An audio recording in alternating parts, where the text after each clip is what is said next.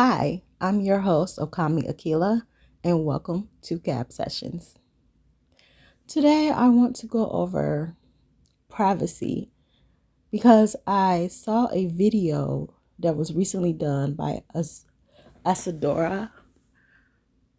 I think I'm saying her name right, Asadora Summers from Reality of a Second Life channel. I really appreciate her video because I've been feeling that way too. I have security orbs, locked doors, access only, group only in my private estate area, my home. Yes, I set my land to public. It's group owned, so I can change it anytime I want. But I set it to public specifically so people can come and enjoy the things that I offer, which are horseback riding, playing games in the game room, and I'm working on a theater right now. And I just felt it was a kind gesture to do this for people.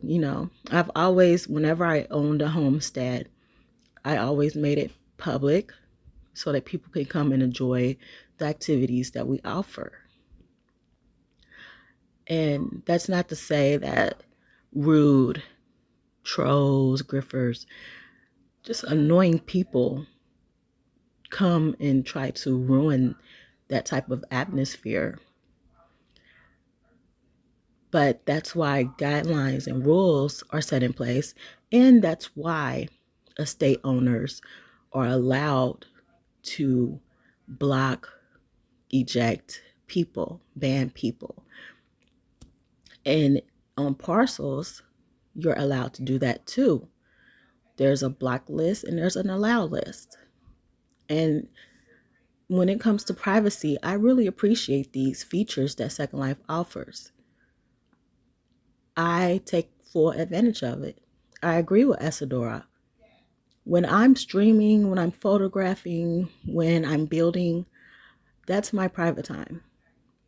And whether I choose to leave my land open or not, I don't appreciate the intrusiveness unless I invite you personally to come and watch me. But you're an adult. We're adults. Act like one. Don't indulge in childish behavior when I'm working if I allow you to come to my land while I'm working. And even if I don't, if I'm not working and you're allowed to come to my land, which you are, don't try to intrude on my house that's there for my family and I, for our RP, and just for us to have a peace of mind. Sure, I have stuff in the sky, but that's for building and photography. And I shouldn't have to live in the sky, even though it would save on CPU or RAMs or whatever frame rates. It saves on being in the sky is better than being on the ground. But I choose to live on the ground because I enjoy that. And when in having our private estate and having a private property sign, do not enter, etc., means do not enter. And I've come online a few times recently and seen that people are inside of my house. And I use a security orb. I have locked doors, access only. And I'm just confused as to why it seems that my security orb isn't doing its job. 10 seconds is 10 seconds, no longer. After 10 seconds, you're ejected from the house. That's how it's supposed to be. And my security orb is old, but it's working. I assume it's working properly. When I touch it, it's working properly. But because I've had these intruders, I am going to get the Casper VN or CasperLife security system, which is a beautiful system, over 1,000. It looks like it's completely worth it to purchase. It has a lot of features that will definitely keep intruders out. And I'm going to install that as the new security system for my house. Because even though you set, well, I've taken now to setting all of my house items to group only and owner only, so no one can touch them and sit on them. But some objects don't have that access feature. And this is a shout out to creators that create furniture. Please make more furniture that have access menus, so that people that you don't want touching your furniture and sitting on your furniture inside of your home don't do that. Especially items like kitchen items, refrigerators, foods, different things like that. They should not be allowed to touch and sit on objects inside your house, so that can give them access inside your house past the doors. And even then, the security orb is supposed to take effect once a stranger that is not on the list or not in the group steps inside your house. And after reading the comments on her video, I kind of felt like, well, don't you guys know about security orbs? Or are they like me, where they feel that they don't work the way that they're supposed to, and people are still coming inside your house anyway and being so rude, or not even in your house, just on your land, period, when there's a security orb in place? Like, security orbs have been around since, I believe, SL started, or after the grifter situation started to get beyond control. And that's why there are security gates now, script gates with access menus for group only or owner only. And you can set it to everyone. But the fact that it has group only and owner only gives you more leeway, more wiggle room to allow who you want to allow inside of your property. Now, I just wanted to do this gab session because after watching her video, I really felt that way. The same way. A lot of us feel the same way. And it's, again, at the end of the day, we're adults. Act like it. And I know a lot of people are just naturally rude, intrusive, and evasive. That's how they are. They're disrespectful. And that's just something that you have to deal with in real life and in Second Life, unfortunately. But when you're in your private zone, your private area, you're entitled to your privacy. You're allowed that space because you pay for that space. They don't pay for it. They're not helping you with your tier. They're not in your groups to help you with your tier. They're not a estate manager or anything like that. They're just random people that come to your sim and feel like they can do whatever they want because you have it open to the public.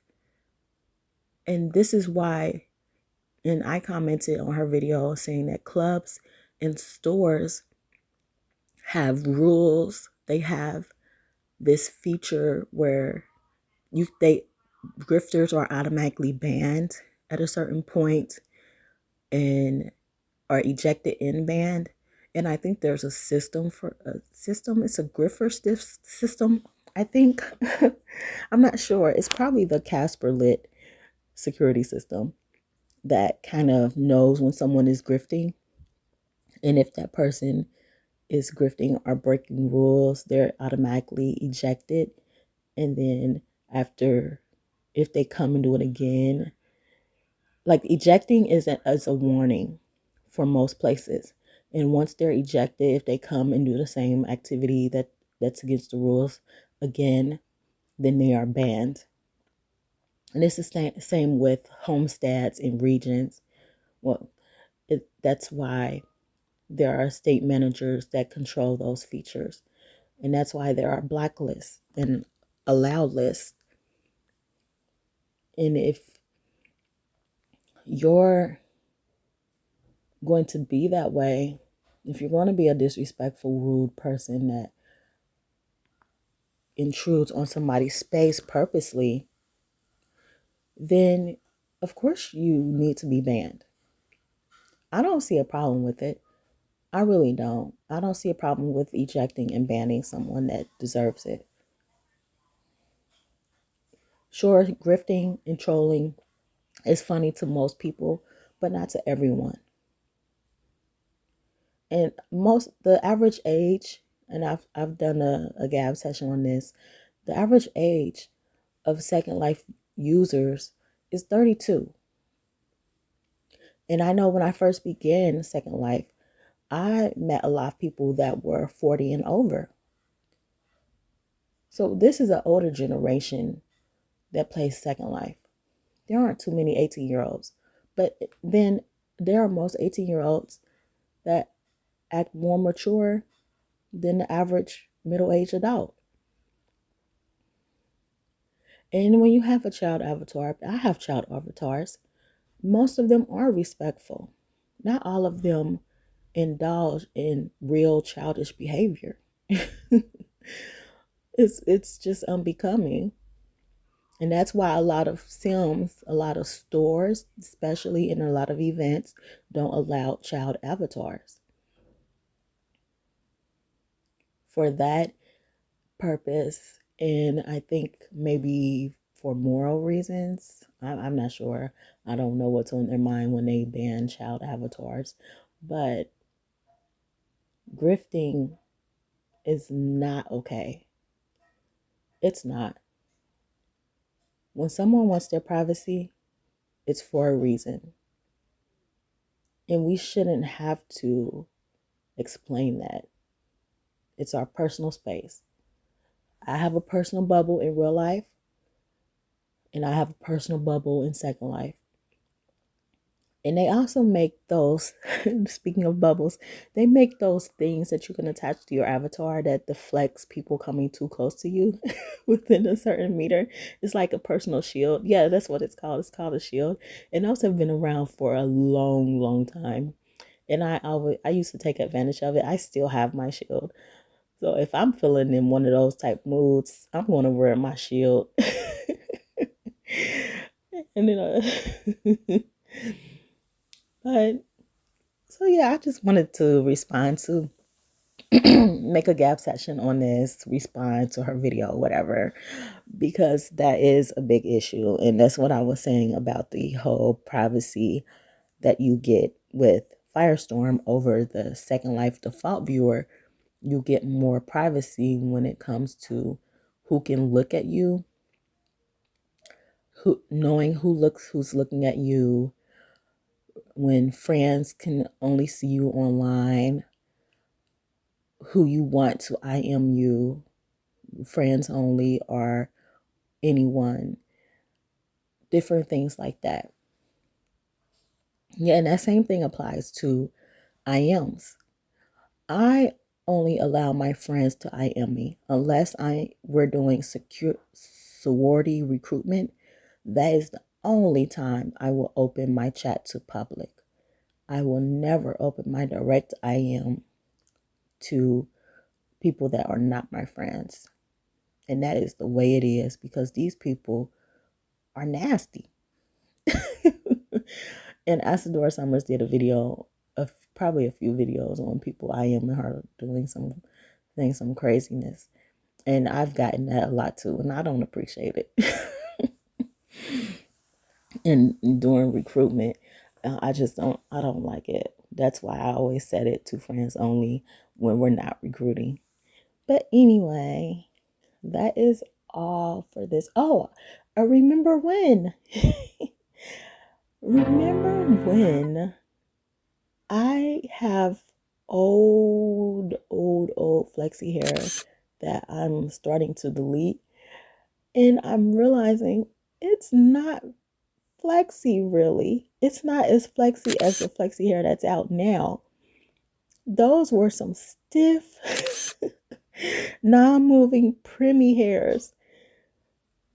Do you guys remember that? Oh my goodness. That is just